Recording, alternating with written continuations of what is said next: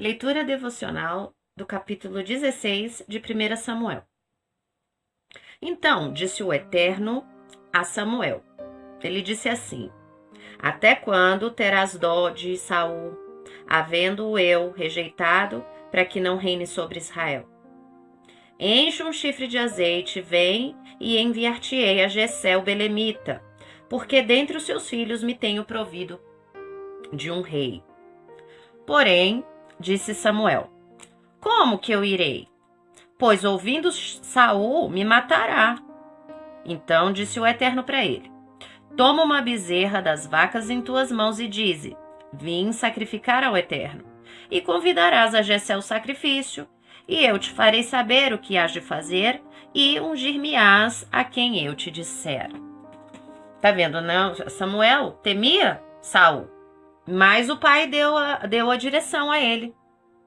Não, falou, não, vai sacrificar e aproveita e unge aquele que eu te disser. Então fez, pois, Samuel que dissera o Eterno e veio a Belém. Então os anciãos da cidade saíram ao encontro, tremendo, e disseram: De paz é a tua vinda? E disse ele: É de Shalom, é de paz. Vim sacrificar ao Eterno. Santificai-vos e vinde comigo ao sacrifício. E santificou ele a Jessé e seus filhos e os convidou ao sacrifício. Lembra que no sacrifício, como as palavras nos sacrifício, né, o nosso cérebro tende a relacionar com ritos antigos. Esse sacrifício era um tipo de banquete separado ao Eterno, tá? Eles degolavam e faziam tipo esse churrasco para que o povo comessem junto, em glória ao Pai, em ofertas pacíficas ao Pai, né? Então tem isso, é como se fosse um churrasco entre as pessoas, né? Para a glória do Eterno. E aí ele continua. E sucedeu que entrando eles, viu a Eliabe e disse: certamente está perante o Eterno seu ungido. Por que ele pensou isso? Porém o Eterno disse a Samuel, disse assim: Não atentes para a sua aparência, nem para a grandeza da sua estatura, porque eu tenho rejeitado. Porque o Eterno não vê como vê o homem, pois o homem vê o que está diante dos olhos. Porém o Eterno olha para o coração. Eliabe era um dos filhos de Jessé, alto, né? Bem apessoado, forte. Então chamou Jessé a Abinadab e o fez passar diante de Samuel, o qual disse: Não, nem a este tem escolhido o Eterno. Então Jessé fez passar a Sama, porém disse: tampouco este tem escolhido o Eterno. Assim fez passar Jessé a seus 7 filhos diante de Samuel. Porém Samuel disse a Jessé: O Eterno não tem escolhido estes. Agora imagina, né, a situação lá. O pai, né, chamou, trouxe os 7 filhos e não era nenhum desses. Então Samuel devia pensar, porque Samuel não sabia, né, de todos. Então ele devia pensar, o Eterno não disse que escolher, mas não escolheu nenhum, porque se fosse algo, né, igual nós vemos hoje, onde as pessoas têm muito essa mania de falar Deus falou, Deus falou, Deus falou, e quando na verdade não falou nada, né, porque hoje existe essa falta de temor com a verdade. Né? Eu mesmo costumo dizer que quanto mais a pessoa diz Deus falou, meu filho, mais longe ela tá, porque a gente tem temor, ainda que nós saibamos que o Eterno coloca em nosso coração as coisas, nós tememos falar que ele disse assim, justamente para que a gente não acabe tropeçando, dizendo que foi o pai que falou, quando na verdade é uma coisa nossa. Então, nós andamos neste temor de falar que foi o pai ou não, né? Nós andamos neste temor, compartilhando entre os irmãos, mas não usando de qualquer maneira da autoridade de dizer que o pai, que foi o Eterno que disse, como nós vemos direto acontecendo por aí, né? Porque é como se as pessoas, elas se auto-imputassem uma autoridade que elas não têm. E como disse, né, o pastor Heber uma vez, Ezequiel, um capítulo de Ezequiel que eu esqueci qual, o juízo para as pessoas que fazem isso usa, né, dá uma autoridade dele diante de pessoas, maior juízo há. Mas como elas não temem, né, então elas fazem isso mesmo, buscando a glória de homens, usando da autoridade do Pai. Isso é muito sério. É falta de temor e atitudes de crentes incrédulos, tá? O que é um crente incrédulo? O que é um crente descrente? É aquele crente que fala que crê, mas ele comporta-se, ele age como se ele não cresce. Bom, continuando. Então, disse Samuel a Jessé: o Senhor não tem escolhido estes. Aí disse mais Samuel a Jessé: acabaram-se os moços? E disse: ainda falta o menor, que está apacentando as ovelhas. Disse, pois, Samuel a Jessé: pois manda chamá-lo, porquanto não nos assentaremos até que ele venha aqui. Então mandou chamá-lo e fê-lo entrar. E era ruivo e formoso de semblante e de boa presença. E disse o Eterno: levanta-te e unge-o, porque é este mesmo. Então Samuel tomou o chifre do azeite e ungiu no meio de seus irmãos. Olha que ato, né? O pai honrou Davi ainda neste tempo, quando ele ainda era moço, diante da sua família. E desde aquele dia em diante, o Espírito do Eterno se apoderou de Davi. Então Samuel se levantou e voltou a Ramá.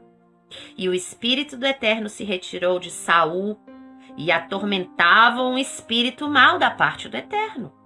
Uma vez que Arua saiu, ou que era o espírito do pai, né?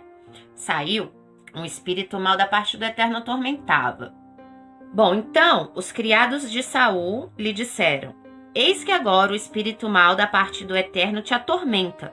Diga, pois, nosso Senhor, a seus servos que estão na tua presença, que busquem um homem que saiba tocar harpa, e será que quando o espírito mau da parte do Eterno vier sobre ti, então ele tocará com a sua mão e te acharás melhor. Tá? O que aqui a gente pode ver? Os servos, Shaul também já sabia que ele tinha agido em desobediência ao pai. Lembra que Samuel já tinha falado para ele que o pai ia escolher uma outra pessoa? Né? Ele já tinha consciência que o Eterno estava se apartando dele por causa da desobediência dele. Então, de certo, ele devia estar bem atormentado. E aí ele falou: chame alguém, né, para vir tocar a harpa. Então, disse Saul aos seus servos: buscai-me, pois, um homem que toque bem, e trazei-mo. Então respondeu um dos moços e disse: eis que tenho visto a um filho de Jessé, o belemita, que sabe tocar e é valente e vigoroso, e homem de guerra e prudente em palavras, e de gentil presença, o Eterno é com ele. E Saul enviou mensageiros a Jessé, dizendo: envia-me Davi teu filho, o que está com as ovelhas. Aqui a gente percebe que a própria mão, né, do Eterno está nessa questão toda. Da mesma forma que Shaul estava sendo atormentado, o Eterno também fez com que, né, ou seja, o plano ele está todo enlaçado, né? Ao mesmo tempo que o pai queria pôr Davi no contexto de Shaul, né, ele também colocou Davi no contexto de Shaul para ser abençoador de Saul, não é verdade? Então tomou Jessé um jumento carregado de pão, odre de vinho e um cabrito, enviou-os a Saul pela mão de Davi seu filho, ou seja, né, enviou presentes. No Japão, até hoje, eles têm esse costume, é porque aqui a gente não tem esse costume. Essa parte cultural do Japão, relacionado assim a você levar um alimento quando você visita alguém, isso é muito bonito, por quê? Porque mostra que o valor que eles dão, né, ao alimento, e olha que eles são os reis da tecnologia, né? Mas o que agrada, o que mostra uma graça diante é levar o alimento. Então lá, as pessoas quando vão visitar outras, eles não levam assim presente de tecnologia que hoje, né, as pessoas aqui costumam dar mais valor. Mas lá eles levam uma fruta, eles levam comida de presente.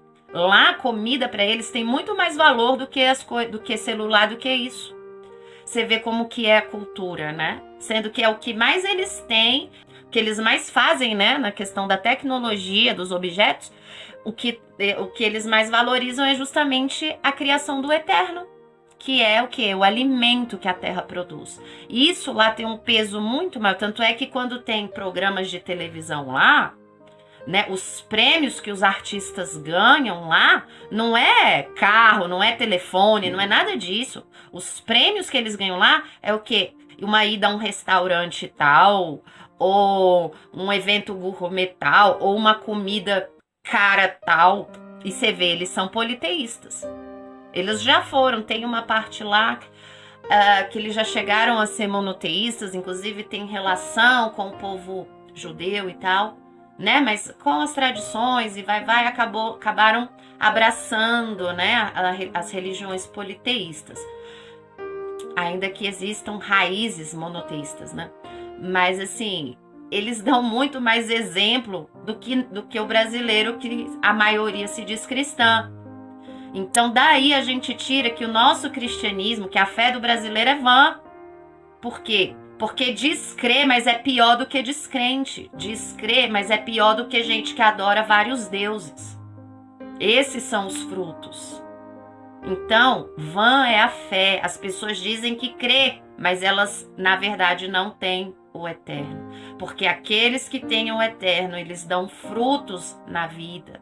Reflete, eles são sal diante dos povos. Ou seja, o brasileiro, ele acaba sendo vergonha para o resto das nações. Porque as pessoas olham, o quê? Brasil desse jeito? Tem Deus? Não tem. Você percebe? Aí as pessoas acabam até repudiando. Acaba sendo blasfêmia. Acaba sendo o ápice de tomar o nome do Pai em vão. Por quê? Porque a crença que eles dizem ter não reflete a glória do Pai. Ao contrário, é vergonha para as outras nações. Percebe o tamanho disso? É porque ninguém enxerga mais. Então, você vê, hoje eu passo em frente a essas igrejas evangélicas que tem um monte, eu sinto vergonha. Por quê? Porque essas igrejas, elas causam espanto naqueles que não creem. Por isso que as pessoas acham que é coisa de ignorante. Entendeu? Por quê? Porque ali eles não refletem a verdade. Ao contrário, eles fazem as coisas de um jeito para atrair a glória e o dinheiro das pessoas. É muito triste isso. É muito triste. Bom, continuando. Tá, e ele enviou, né, o pão, o vinho e o cabrito para Saul pela mão de Davi. Assim, Davi veio a Saul, esteve perante ele e o amou muito, e foi seu pajem de armas. Então, Saul mandou dizer a Jessé: deixe estar a Davi perante mim, pois achou graça em meus olhos. Esse testemunho é tão lindo que assim, ó, ainda que o Eterno tenha rejeitado Saul como rei, o Eterno enviou Davi, você vê, o Eterno ungiu Davi, mas enviou Davi perante Saul, para que Saul também pudesse encontrar graça para que Davi pudesse ser bênção também na vida de Saul, porque a relação ali era como se fosse também de pai e filho, e também para ensinar Davi a respeitar as autoridades. Você vê ainda que Davi soubesse que havia sido ungido, escolhido pelo Eterno. O Eterno colocou como servo de Saul, entendeu? Para que se sujeitasse à autoridade de Saul. O Eterno estava ensinando. Então, assim também nós, ainda que o Pai nos separe, entendeu? Com favor, Ele vai nos guiar de uma forma que nós saibamos reconhecer a autoridade daqueles, mesmo que ele tenha rejeitado, que foi o que ele fez com Saul. Além do que, Davi também estava sendo bênção na vida de Saul. Aí sucedeu que quando o espírito mau da parte do Eterno vinha sobre Saul, Davi tomava a harpa e a tocava com sua mão. Então Saul sentia alívio e se achava melhor, e o espírito mau se retirava. O que isso daqui figura no nosso contexto? Que é o seguinte: de todas as formas, o Pai está nos coloca como luz diante de outras pessoas, ainda que sejam desobedientes ou descrentes, para que nós sejamos instrumentos do Pai diante dessas pessoas. E assim o Pai acaba abençoando a todos. Bom, finalizamos aqui o capítulo 16 de 1 Samuel, e que o Eterno possa guardar estas palavras como pérolas da sua mente, a fim de vivificá-las nas suas meditações, para que possam ser aplicadas em momento oportuno, para que dê muitos frutos, sejam bênçãos, não só na vida de vocês, mas na vida de outros, para que o nosso Pai seja exaltado diante de todos. Em nome do Mashiach, em que Ele tanto se compraz, nós nos fiamos e agradecemos. Amém.